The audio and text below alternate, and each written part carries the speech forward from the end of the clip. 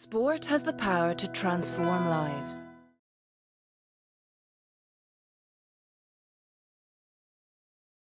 The Special Olympics General Orientation is designed to provide Special Olympics new coaches with the background, history, and general information about Special Olympics that every coach should know.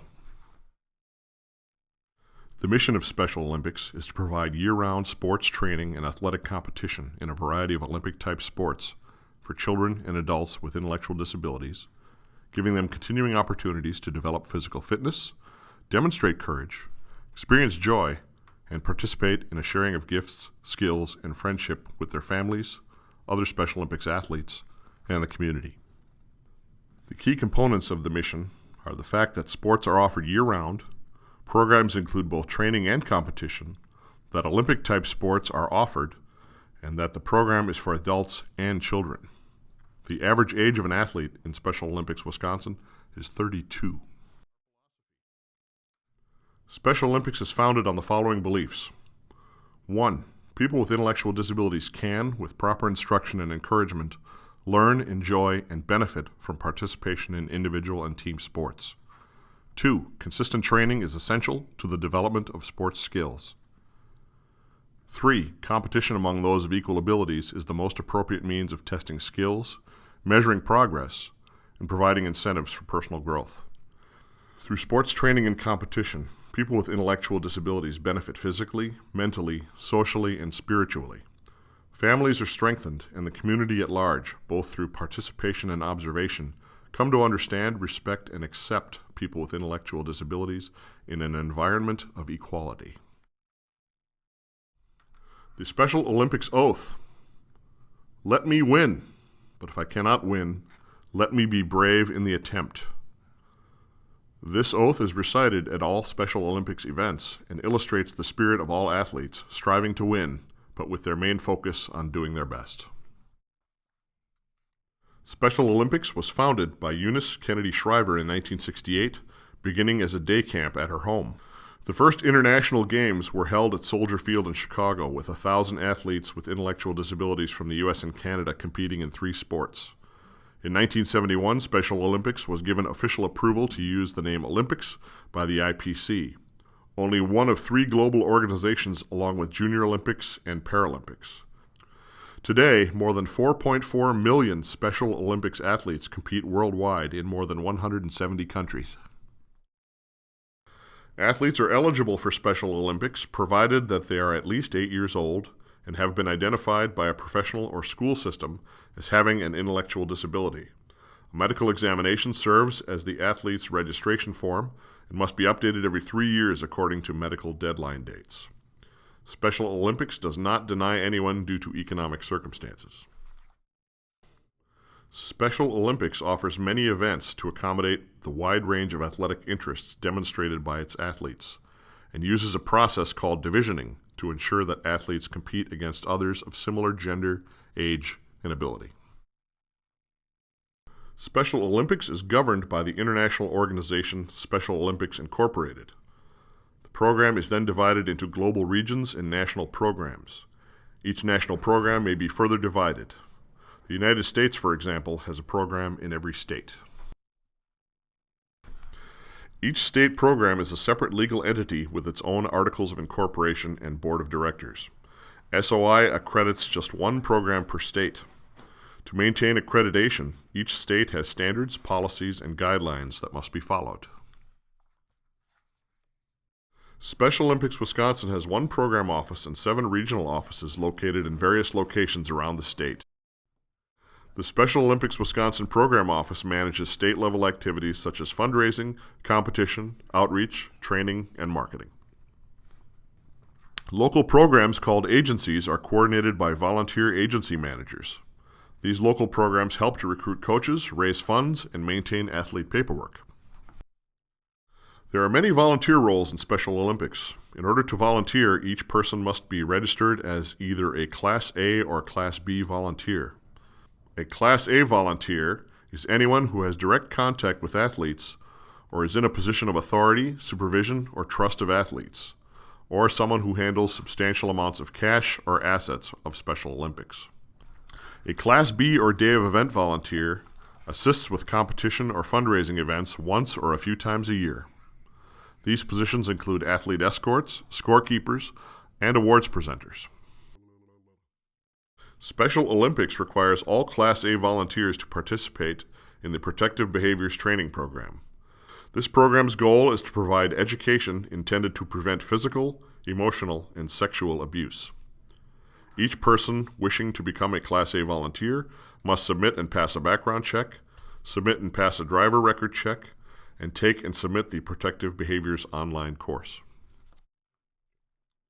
Special Olympics Wisconsin offers competition in 17 different sports that are offered in 5 seasons, as well as training opportunities in several others. Here's a listing of the sports Special Olympics Wisconsin offers by season. During the fall season, flag football, bowling, and volleyball. Winter season, downhill skiing, cross-country skiing, snowshoe racing, and snowboarding. During indoor season, basketball and gymnastics. During summer season, athletics, aquatics, soccer, and powerlifting. During the outdoor season, softball, bocce, golf, and tennis. Other activities include sailing, floor hockey, frisbee golf, and futsal. The Special Olympics Unified Sports Program is a valuable opportunity for athletes to participate in sports as a team with athletes who do not have an intellectual disability. Unified sports are offered under 3 different models, offering a different amount of competitiveness to fit a variety of programs. The mission of the Special Olympics Healthy Athletes Program is to improve, through better health and fitness, each athlete's ability to train and compete in Special Olympics. It offers free screenings for athletes attending various competitions in a variety of health disciplines, including dental, eye, hearing, and other health-related concerns. The Special Olympics Healthy Athletes Program offers health screenings in 7 different disciplines to help address a variety of health concerns for our athletes. All screenings are offered to athletes free of charge. Special Olympics athletes are not only leaders on the field for their fellow athletes, but are encouraged to be leaders in the community and for the Special Olympics movement. Athlete leadership programs called ALPS allow athletes to explore opportunities for greater participation in our movement beyond sports training and competition. Athletes receive training in public speaking to become global messengers, learn governance to participate in decision-making, and attend training schools to become coaches. Thank you for participating in this training and for your gift of time. The hard work of volunteer coaches such as you make a huge difference in the lives of our athletes and our entire program possible.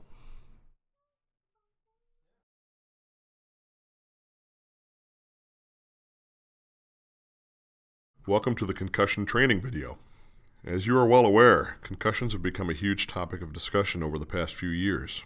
Unfortunately, they are a common problem in sports and have the potential for serious complications if not recognized early and managed correctly. What may appear to be only a mild jolt or blow to the head or body can result in a concussion. While concussions occur at all levels of sports, the risk of serious injury is much higher in the adolescent. Athletic trainers, team physicians, and other healthcare providers are not always available at competitions and practices.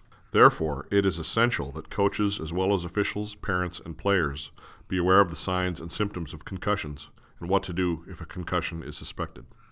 The overall purpose of this course is to give you the ability to recognize the signs and symptoms of a possible concussion and respond in the appropriate manner. We will also discuss steps you can take to help your injured player recover more quickly by encouraging both mental and physical rest. Finally, we will outline the stepwise process the player will go through when cleared to return to activity by an appropriate healthcare professional. These are general guidelines and should only be used to complement, not substitute for, the central roles played by the player's health care provider, team physician, and athletic trainer in the management of a sports-related concussion. This course is divided into 3 units. In these units, you will learn about concussions, understand the problems associated with concussions, and recognize your responsibility and steps to help players recover. Let's get started. In the first unit, we will describe what concussions are and their impact on players.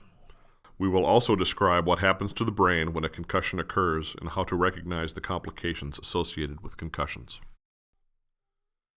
A concussion is a type of traumatic brain injury that interferes with normal function of the brain.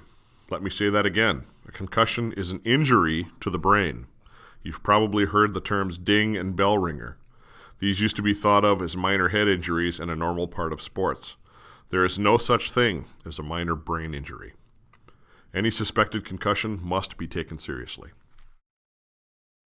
A concussion is caused by a bump, blow, or jolt to the head or body. Basically, any force that is transmitted to the head causes the brain to literally bounce around or twist within the skull, potentially resulting in a concussion. It was believed that a player had to lose consciousness or be knocked out to have a concussion. This is not true. The vast majority of concussions do not involve a loss of consciousness. In fact, less than 10% of all players actually lose consciousness during a concussion. Concussions are a concern in sports for two main reasons. First, the adolescent brain is particularly vulnerable to sustaining a concussion, and it also takes longer for their brain to heal following a concussion. Secondly, many programs do not have access to an on-site team physician or athletic trainer. Thus, the coach must be responsible for the health and safety of his or her team. Again, a concussion is a traumatic brain injury that interferes with the normal function of the brain. How this occurs has only recently been understood. In the past, people used the analogy that a concussion is a bruise to the brain. That's not true. It is a very complex physiological event. Unlike typical sports injuries such as torn ligaments and broken bones, structural injuries that you can feel with your hands or see on an X-ray, a concussion is a disruption of how the brain works. It's a problem with function, not structure. This is why brain CAT scans and MRIs are normal with most concussions. We can't see the injury. Even what appears to be only a mild jolt or blow to the head or body may cause the brain to shift or rotate suddenly within the skull. This sudden movement of the brain causes stretching and tearing of brain cells, damaging the cells and creating chemical changes in the brain. Once these changes occur, the brain is vulnerable to further injury and sensitive to any increased stress until it fully recovers. Studies suggest that it usually takes brain cells about 2 weeks to regain normal function, but it may take even longer. A concussion affects the brain in 4 separate areas of function: the way the person feels, how they think, their emotions, and problems with sleep. In Unit 2, we will discuss the impact of concussions in sports, recognize the signs and symptoms of concussions, and understand when additional medical attention is needed. The recent media attention given to concussions has focused on football. While you can see that football does carry the highest incidence of concussions, you can also see that the rates in girls lacrosse and girls soccer are high. Please note that girls playing soccer and basketball are at twice the risk of suffering a concussion as boys playing those same sports. The bottom line is that concussions can happen to anyone and can occur in any sport. And sports aren't the only risk. Individuals can sustain a concussion in a variety of ways: car and bike crashes, or even PE class. It doesn't matter how they receive a concussion. Returning to sports too soon will make their symptoms last longer and put them at a higher risk for more severe injury. A suspected concussion is serious, no matter where or how it occurred. Everyone involved with sports must be able to recognize the signs and symptoms of a potential concussion. Signs are what can be seen by coaching staff, officials, parents, teammates, and volunteers. Symptoms are what the injured player feels and should report. Typical signs of a concussion may consist of one or more of the following: the player appears dazed or stunned, is confused about assignments, forgets plays, is unsure of game, score, or opponent, moves clumsily, answers questions slowly, shows behavior or personality changes, and finally has memory problems like being unable to remember events prior to or after the injury. Symptoms reported to the coach may include one or more of the following: headache, nausea, balance problems or dizziness, double or fuzzy vision, sensitivity to light or noise, feeling sluggish, feeling foggy or groggy, concentration or memory problems, and confusion. This is a lot to remember, so check out the resource tab for helpful tools and other materials on the signs and symptoms of concussions. If a player exhibits any signs or has symptoms that make you suspicious that he or she may have had a concussion, your responsibility is simple. They must be immediately removed from the game or practice. Always err on the side of caution. When in doubt, sit them out. You or a designated assistant must then notify the player's parent or guardian that a suspected concussion has occurred. The parents or guardian should be advised to contact their primary care provider or seek care at the nearest emergency department on the day of the injury. Although rare, there are some situations in which you may need to call 911 and activate the emergency medical system. Anytime a player has a loss of consciousness of any duration, you must treat this as a medical emergency. While loss of consciousness is not required for a concussion to occur, it may indicate more serious brain injury. Decreasing level of consciousness, acting very drowsy, difficulty getting attention, irregularity in breathing, severe or worsening headaches, persistent vomiting, or any seizures are all examples of when to seek immediate medical attention. If a player with a suspected concussion is not sent for immediate medical attention, they must be continuously observed until evaluated by a healthcare professional. Never send a player with a suspected concussion to the bus or to the locker room alone. Any worsening in symptoms or signs indicates a medical emergency. This final unit covers your responsibility for concussion management as a coach or official and helps you understand the proper concussion management protocols and steps a player should use to return to active play after receiving a concussion. If you suspect that a participant has a concussion, follow the heads-up 4-step action plan. 1. Remove the participant from play. 2. Inform the participant, parents, or guardians about the possible concussion and give them information on concussions. 3. Fill out the Special Olympics Wisconsin Accident Incident Form. And 4. Keep the participant out of play the day of the injury and until an appropriate health care professional says they are symptom-free and gives the okay to return to activity. There are several potential complications associated with a concussion. While most players recover over a period of 1 to 2 weeks, up to 10% may have prolonged symptoms for many months. Persistent symptoms typically involve headaches, difficulty concentration, poor memory, and sleep problems. If a player returns to activity before they have fully healed from a concussion, they are at risk for a repeat concussion. A repeat concussion that occurs before the brain has a chance to recover from the first can slow recovery or increase the chance for long-term problems. In rare cases, a repeat concussion can result in severe swelling and bleeding in the brain that can be fatal. It has been reported that up to 40% of players who died or have serious long-term problems were still having symptoms from a previous concussion at the time of their repeat injury. Many of these deaths and injuries could likely have been prevented if the player had recovered from the initial concussion, proper return-to-play protocols were followed, and the dangers of continuing to play with the symptoms of concussions had been known by all involved. A concussion can interfere with school, work, and social interactions. Many players with a concussion will have difficulty with short and long-term memory, concentration, and organization. These problems typically last no longer than a week or two, but for some, they may last months. Most people with concussions recover fully. However, returning to sports and other regular activities too quickly can prolong recovery. A return to activity is carried out in a stepwise fashion only after the player's symptoms have resolved and medical clearance is granted. You will need to work closely with your player's parent or guardian to ensure that their health care provider has provided clearance to ensure a safe progression back to full athletic activity. The first step in recovering from a concussion is rest. Rest is essential to help the brain heal. Players need rest from physical and mental activities that require concentration and attention, as this may worsen symptoms and delay recovery. After the player has returned to school or work full-time, is no longer having symptoms, and they have received clearance from an appropriate healthcare professional, a gradual return to activity program may begin. The first step in the gradual return to activity program is to start with light exercise. 5 to 10 minutes on an exercise bike or a light jog is a great start. No weightlifting at this point. Step 2. Begin running in the gym or on the field without a helmet. Step 3. Start non-contact training drills in full uniform. Light weight training may begin. Step 4, participation in full contact practice or training. And Step 5, get back into the game. This progression usually takes about 1 week, with the player progressing 1 step each day. It is crucial that the activity be stopped immediately if signs or symptoms of concussion return.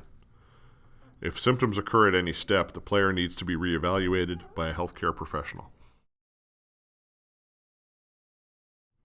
There is no proven protection from concussion. We cannot eliminate the risk of concussion from sports. However, we can reduce the risk. Everyone can educate others on concussions. We hope you have found this course informative and understand the seriousness of concussions in sports. There should never be an acknowledgement of bravery to any player for playing with a concussion. It's better to miss 1 game than miss the entire season or the rest of your life. Thank you for taking the time to ensure the safety of your players by going through this course, and remember, when in doubt, sit them out.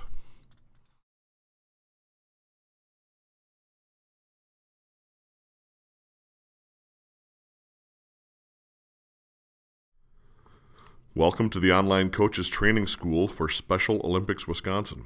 In this section, we will be discussing requirements and responsibilities one needs to be a Special Olympics coach.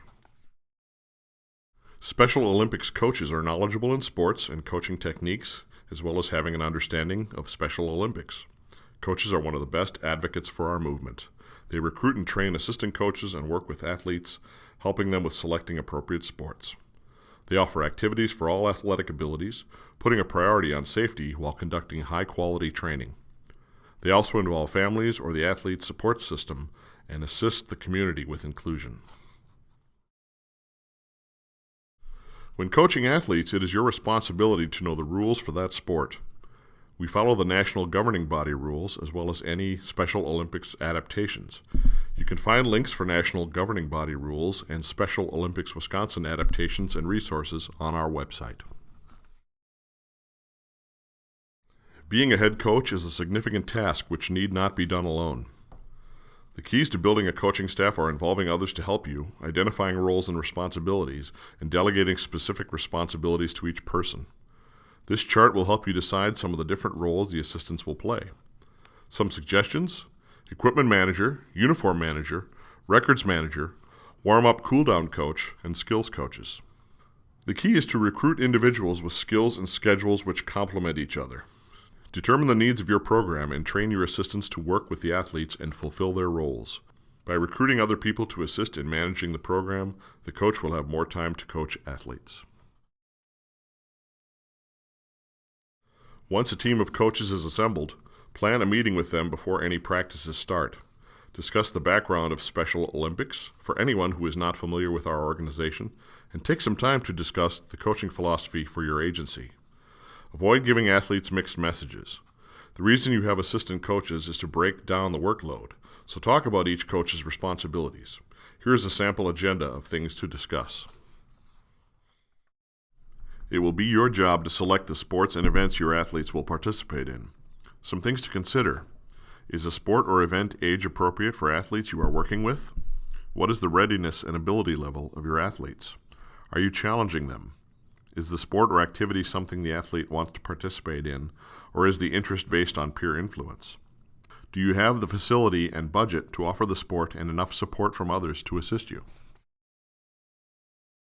To be eligible for Special Olympics, an athlete must have an intellectual disability. Your agency manager will enroll athletes with your agency. Athletes come from varied backgrounds. They may be living at home, living in group homes, or even in apartments on their own. You will need to work with whatever support system the athletes have to get them to practices and competition. Good coaches become familiar with athletes' abilities, personalities, and behavior issues. All Special Olympics athletes must have a medical examination every 3 years in order to be eligible for participation. As a coach, you are responsible for ensuring that no athlete participates in your program without a current medical form on file. Coaches are also responsible for ensuring that an athlete does not have a medical restriction for a particular event or sport. Please check with your agency manager to verify that your athletes are eligible to participate. Coaches are also responsible for having updated medical information for athletes in case of emergency.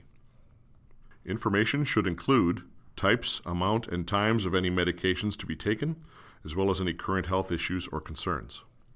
Each agency must keep updated medical information on each athlete for each sports season. Maintaining information electronically makes updating easier. Agencies should also keep updated medical and emergency contact information for each of your coaches in case of an emergency. When traveling, you must have a list of all athletes and chaperones that are accompanying you. This list must also be left with someone who is not traveling with the group in case there is an emergency. As a reminder, no athlete should be given any over-the-counter medication without approval from their staff or a parent or guardian. Shown above is a sample of a form that can be used to maintain updated medical information. Coaches should have copies of the medical information for each athlete with them during all times of training, travel, competition, and social activities. Good communication is a key to working with athletes. Keep things clear using simple words that are easily understood. Be concise and use a few key words. Do not use multi-part instructions, but break them down into simple commands. The consistent use of terminology helps with repetition needed to promote learning. Be patient. Make sure directions are understood before moving on. If an athlete is having trouble understanding instruction, try a variety of verbal cues.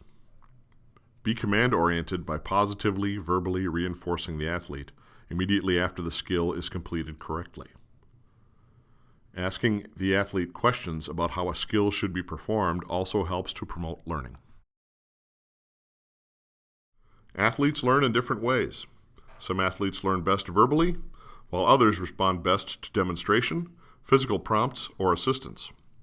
A good coach is able to provide instruction in a variety of ways to accommodate different learning styles. Often, a mix of strategies may be effective, such as verbally explaining while physically offering assistance. Please keep in mind that repetition is most often necessary and that learning rarely takes place with one communication.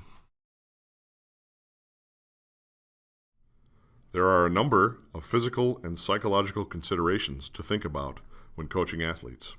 A good coach will ask, what is an athlete's motivation? What are their interests? What are their short-term versus long-term goals? And how do they perceive things?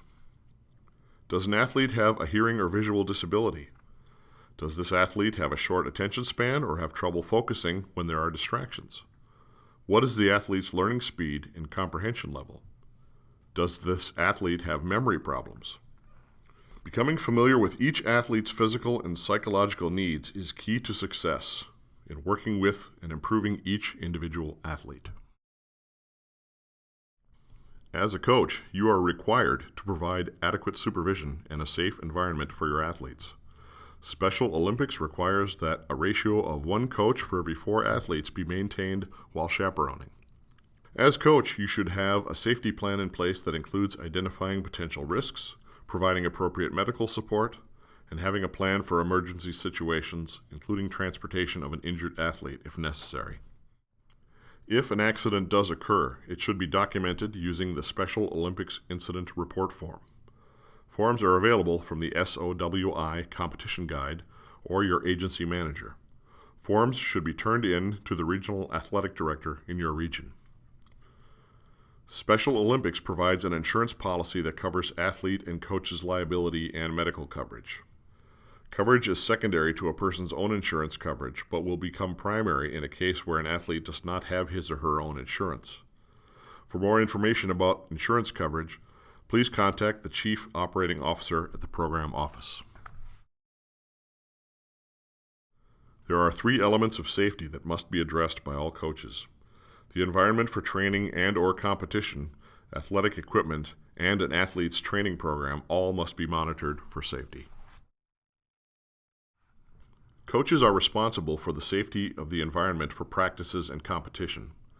Time should be taken prior to any competition or practice to observe the facility or environment for potential safety concerns. Issues such as wet turf or floor surfaces, or foreign objects in the field of play are all examples of items that need to be addressed in order to ensure athlete safety. Steps should also be taken to address weather conditions such as rain, severe cold, or severe heat. Implementing solutions such as allowing for more water breaks or shortening practices at times of high temperatures are examples of steps that can be taken. As a coach, you are responsible to monitor and maintain equipment as well as to check for proper size, fit, and selection. For example, shoes with football cleats cannot be worn for soccer, and baseball bats are not allowed for use in softball. Coaches must be aware of the athletes that they are working with.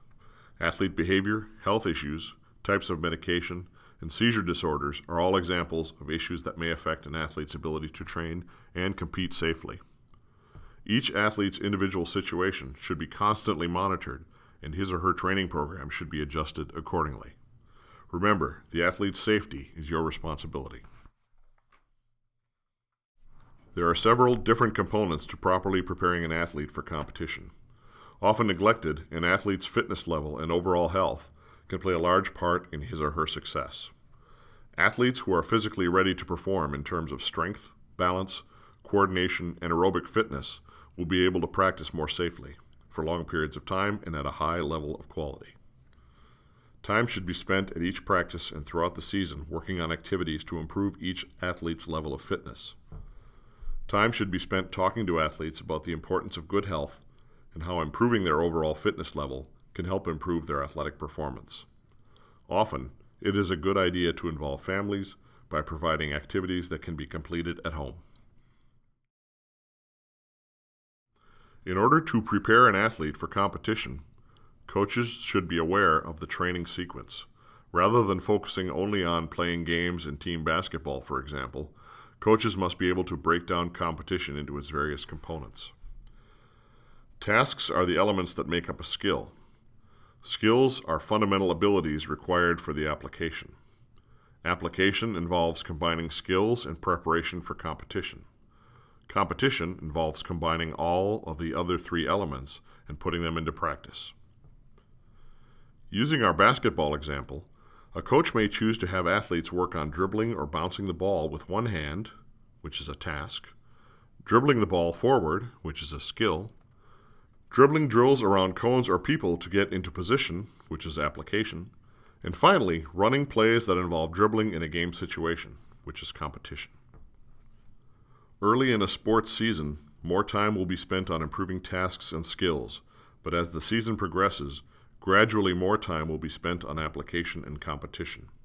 Ideally, each practice should include some time breaking down each of the elements of competition. In advance of each athlete training session, create a practice plan so time can be used efficiently and elements are not forgotten. A sample form is shown here that can be used to help in planning. Every training session should start with warm-up and stretching to prepare for more strenuous activity. Time can then be spent working on sports skills, followed by exercises that will more closely match conditions they will experience at competition. Fitness training is typically conducted after sports training so that athletes are not tired while learning new skills. Each session should end with a cool-down. The cool-down period is a good time to gather feedback from athletes and assistant coaches. Each element of practice should be planned out in advance in terms of activities, drills, and estimated time of each to maximize efficient use of time. The warm-up and stretching portion of a practice should take about 10 to 15 minutes. The goal of the warm-up period is to elevate the athlete's heart rates and loosen muscles. Extra time should be focused on specific muscle groups that will be used in practice. A great way to promote athlete leadership and involvement is to have athletes lead the warm-up and stretching activities. After the warm-up is complete, you will work the basic skills for about 20 to 30 minutes. Start with reviewing previously learned skills, followed by introduction of new skills. Make your demonstrations simple. Athletes respond most positively to repetition and reinforcement when learning skills. Be aware of each athlete's ability level and offer assistance as needed. This may include one-on-one demonstration or physical prompts. working in smaller groups or using stations is an effective way to teach basic skills. After working on sports skills, it is best to offer some form of competitive activity that will resemble the conditions that an athlete will experience in competition. The competition experience portion of practice should take approximately 25 to 30 minutes. When matching up players, you should attempt to match athletes based on size, speed, and ability to ensure safety. For team sports, this may involve creating controlled scrimmages. Athletes should always be rewarded for maximum effort and sportsmanship. Fitness training is typically conducted after the competitive portion of practice. Fitness activities should be aimed at helping to improve the fitness level of the athlete. Most fitness training involves activities such as jogging or walking to keep the heart rate elevated for an extended period of time, but may also involve strength-building exercises or agility drills. The final part of each session should involve a cool-down period, which typically will take 5 to 15 minutes. The goal of the cool-down is to slow the athlete's heart rate and relax the muscles. Slow jogging or walking are good activities that may be used during a cool-down period. Time should be spent stretching the muscle groups used in practice. The cool-down period is a good time to talk with the athletes about their performance and to provide positive reinforcement. And finally, end with a review and talk about the next practice or anything coming up, such as an invitational game or upcoming competition. The amount of time spent on each element will vary because of several factors. Time of the season, early, middle, or late, athlete skill level, your number of coaches, and the total amount of training available. It takes at least 3 training sessions to note a positive effect. The more an athlete trains, the better the athlete performs and improves. In addition to planning and conducting practices, prior to the start of each season, each coach should take the time to review the Special Olympics and NGB rules and to ensure that they have all of the registration information and forms for the season. Competition dates and locations as well as registration deadlines should also be reviewed and confirmed. Prior to competition, you must ensure that you have enough chaperones to provide appropriate supervision for your athletes. Plans should be made in advance for travel, meals, and any overnight accommodations needed. On competition day, be prepared by having your paperwork with you and plan to arrive early to get everything set before competition begins. Athletes should be encouraged to perform at their maximum, not only for divisioning, but also in competition. Let the athletes compete and maintain a positive attitude. Remember, how you act has a direct effect on your athlete's experience. If, during competition, you feel that a mistake has been made, speak to the competition or event director for the event. The event director can provide information and help resolve issues. Remember to approach each situation and to make any official protests calmly. Becoming angry or irate will only serve to complicate the situation and distract from the issue at hand. Finally, help athletes learn from and deal with the situation, whether they are winning or losing. Competition is not just about awards, but also about the experience. It is not possible for everyone to win. Coaches are responsible for completion of all required paperwork.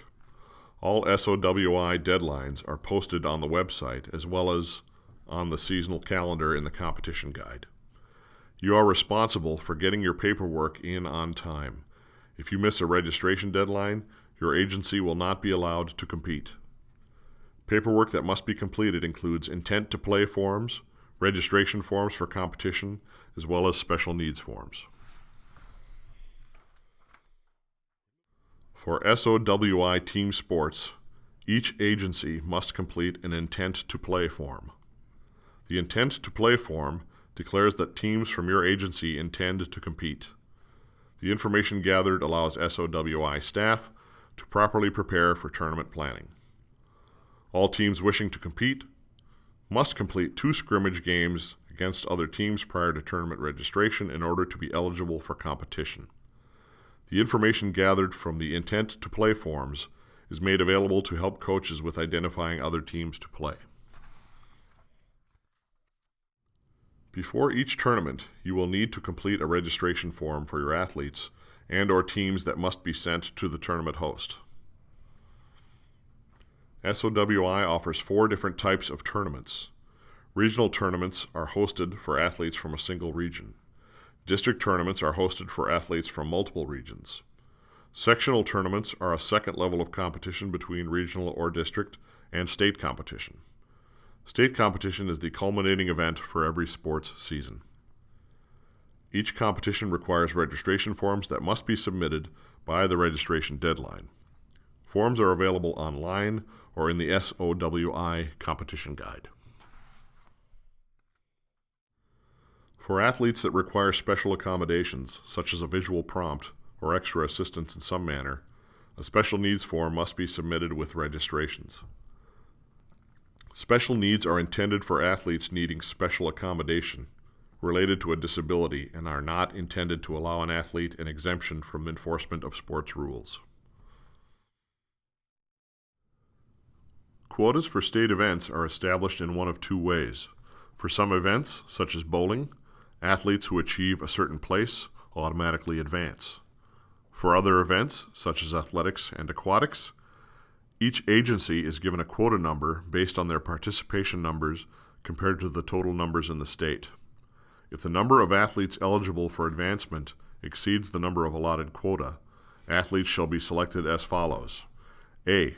Priority is given to first-place finishers from all divisions of the sport or event. If the number of first-place finishers exceeds the quota, athletes must be selected by random draw. B. If there are not enough first-place finishers to fill the quota, all first-place finishers shall advance. The remaining quota shall be filled by a random draw of second-place finishers from all divisions of the sport or event. C.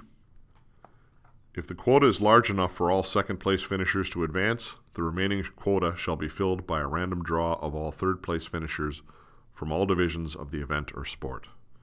And D. Repeat this process as necessary until the quota is filled. An agency may remove an athlete from eligibility for advancement for non-compliance with practice attendance policies, code of conduct violations, suspensions, or other behavior problems. To be eligible to advance to the next level of competition, teams must have first participated at the previous level of competition. Also, only those athletes who participated with their team at the previous competition are eligible to advance. Quota for team sports is based on the total number of teams in the state and the number of teams that can be accommodated at the state event. Each district or sectional event is assigned quota for the next level based on the number of teams participating in that event. Division winners automatically advance. If additional quota slots remain, all second and third place teams that have won at least one game are put into a lottery for selection for the remaining slots. Unique within the sports world, Special Olympics uses a system called divisioning to separate athletes into ability groups for competition. The intent of divisioning is to provide each athlete or team the ability to have a fair and competitive chance to win. Divisioning is based on individual or team performance. For individual sports, divisions are limited to a maximum of 8 athletes and are based on the best score from practice sessions or a previous level of competition. In team sports, divisions are based on the scrimmage games played against other teams, performance in previous competitions, and visual evaluation. The goal in divisioning is to have performance within each ability group vary by no more than 15 to 20%. When possible, based on the number participating, athletes may be further divisioned by age and/or gender. However, the overriding factor is the athletic performance of the athlete. Special Olympics staff strive to look at many aspects when divisioning and take the whole process very seriously.